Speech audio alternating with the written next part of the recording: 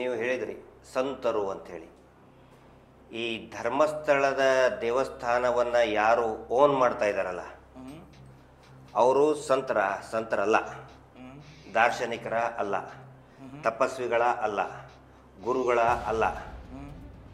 ಏನವರು ಅವರೇ ಅವರ ಇಂಟರ್ವ್ಯೂಲ್ಲಿ ಹೇಳಿದ್ದಾರೆ, ನಿಮ್ಮ ಹಾಬಿ ಏನಿತ್ತು ಅಂತ ಹೇಳಿದ್ರೆ ನನಗೆ ವಿಂಟೇಜ್ ಕಾರಲ್ಲಿ ಓಡಾಡೋದು ಶೋಕು ಇದನ್ನಿತ್ತು, ನಾನು ಫಾರಿನ್ ಯೂನಿವರ್ಸಿಟಿಯಲ್ಲಿ ಓದೋನು. They have a track record of some like business man, some lusty people. ಒಂದು ಅಂದರೆ ಅವರು ಸಂತರಲ್ಲ, ಬೇಸಿಕಲಿ ಅವರು ವ್ಯಾಪಾರಿ ಇಷ್ಟೇ.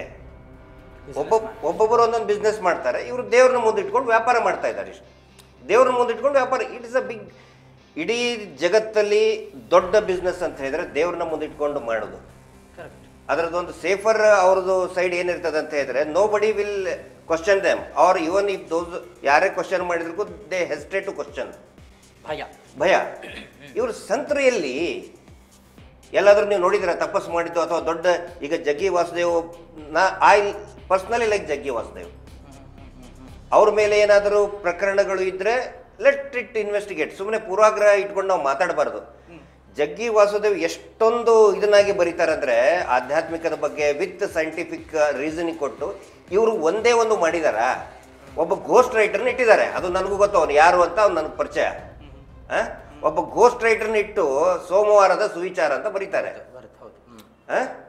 ಅಂದ್ರೆ ನಾವು ಯಾವುದೇ ಸಂತರ ಮೇಲೆ ಮಾಡಿಲ್ಲ. ಇನ್ನೊಂದು ನಿಮಗೆ ಕ್ಲಾರಿಫಿಕೇಶನ್ ಕೊಡ್ತಾ ಇದ್ದೀನಿ, ನೀವು ಸಂತರು ಅಂತ ಅಂದಿದ್ದಕ್ಕೆ. ಧರ್ಮಸ್ಥಳದಿಂದ ಸ್ವಲ್ಪ ಒಂದು 2 ಕಿಲೋಮೀಟರ್ನಲ್ಲಿ ಕನ್ಯಾಡಿ ಅಂತ ಇದೆ, ದೊಡ್ಡದ ರಾಮ ಮಂದಿರ ಇದೆ. ಆ ರಾಮ ಮಂದಿರಕ್ಕೆ ಆಕ್ಚುಲಿ ಸಂತರು ಅದನ್ನ ಕಟ್ಟಿಸಿದ್ದು ಸಂತರು.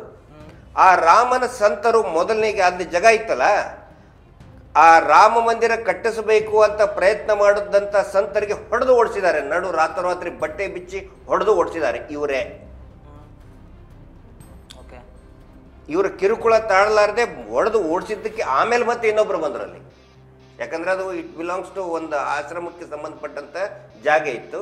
ಹೊಸದಾಗಿ ಬಂದವರು ಇವ್ರ ಜೊತೆಗೆ ಸ್ವಲ್ಪ ಏನೋ ಇವ್ರಿಗೆ ವಿರುದ್ಧ ಹೋಗ್ಲಾರ್ದನೆ ಏನೋ ಒಂದು ಒಡನಾಟ ಇಟ್ಕೊಂಡು ಅದನ್ನು ಕಟ್ಟಿದ್ರು. ಇಲ್ಲ ಅಂತಂದ್ರೆ ಅದನ್ನು ಮಾಡಕ್ ಬಿಡ್ತಿರ್ಲಿಲ್ಲ. ಇನ್ನೊಂದು ವಿಷಯ ನಿಮ್ಗೆ ಗೊತ್ತಿರಲಿ, ಯಾರೇ ಯಾತ್ರಿಕರು ಬಂದರೂ ಕೂಡ ಇವ್ರದೇ D number auto rickshaw taxi ಇದೆಯಲ್ಲ, ಅವ್ರಿಗೆ ಹೇಳಿದ್ದಾರೆ ರಾಮ ಮಂದಿರ ಕರ್ಕೊಂಡು ಹೋಗ್ಬೇಡಿ ಅಂತ ಹೇಳಿ. This is the fact. ಹೋಗಿ ಕೇಳಿ ನೀವು ಧರ್ಮಸ್ಥಳದಲ್ಲಿ. ಸೊ ನೀವು ಆ ನಂತರ ಇವರೇ ಹೇಳಿದಾರಲ್ಲ ಬಹಿರಂಗವಾಗಿ, ರಾಮ ಅಯೋಧ್ಯೆಯಲ್ಲಿ ಹುಟ್ಟಿದ್ನೋ ಇಲ್ಲೋ ನನಗೆ ಗೊತ್ತಿಲ್ಲ ಅಂತ ಇವರು ಹೇಳಿದ್ದಾರೆ. ಸೊ ಇನ್ ವಾಟ್ ಆಂಗಲ್ ಅವರು ಸಂತರಲ್ಲ, ಅವರು ವ್ಯಾಪಾರಿಗಳು ಇಷ್ಟೇ. ಆ ನಂತರ ನಾವು ಕೇಳ್ತಾ ಇರೋದಲ್ಲಿ ಧರ್ಮಸ್ಥಳನ ಪ್ರಶ್ನೆ ಮಾಡಿಯೇ ಇಲ್ಲ. ನಾವು ಭಕ್ತರು ಸ್ವಾಮಿ, ಭಕ್ತರು ದೇವಸ್ಥಾನಕ್ಕೆ ಪ್ರಶ್ನೆ ಮಾಡುವಂತ ಎಲ್ಲಿ ಪ್ರಶ್ನೆನೇ ಬರುವುದಿಲ್ಲ. ನಾವು ಅದೇ ಅಂಗಳದಲ್ಲಿ ಹೆಣಗಳು ಬಿದ್ದಾವಲ್ಲ, ಅದರ ಆರೋಪಿಗಳನ್ನು ಹುಡುಕಿ ಕೊಡಿ.